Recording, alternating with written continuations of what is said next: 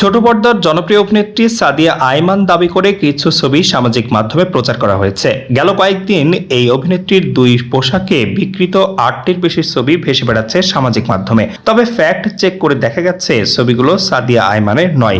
Rumour scanner অনুসন্ধান থেকে জানা যায়, প্রচারিত ছবিগুলো ইন্টারনেট থেকে ভারতীয় এক নারীর ছবি সংগ্রহ করে সেগুলোতে এআই প্রযুক্তির সাহায্যে সাদিয়া আইমানের মুখমণ্ডল প্রতিস্থাপন করা হয়েছে।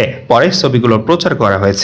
রিউমার স্ক্যানার অনুসন্ধান বলছে, স্নিগ্ধা সারথী নামের ইনস্টাগ্রাম অ্যাকাউন্টে চলতি বছরের 26শে জানুয়ারি প্রকাশিত কিছু ছবির সঙ্গে জোড়া দিয়ে তা সাদিয়া আইমান হিসাবে চালানো হয়। ছবিগুলোতে মুখমণ্ডল ছাড়া অন্য সবকিছুতে স্নিগ্ধার সঙ্গে মিল খুঁজে পাওয়া যায়। অ্যাকাউন্টটি পর্যবেক্ষণ করে লোকেশন হিসেবে দেখা যায় ভারতের, অর্থাৎ এই ছবিগুলোতে সাদিয়া আইমানের মুখমণ্ডল প্রতিস্থাপন করে আলোচিত ছবিগুলো তৈরি করা হয়েছে। এছাড়া অন্য পোশাকে আরো কয়েকটি ছবি সাদিয়া আইমানের নামে চালানো হয়েছে।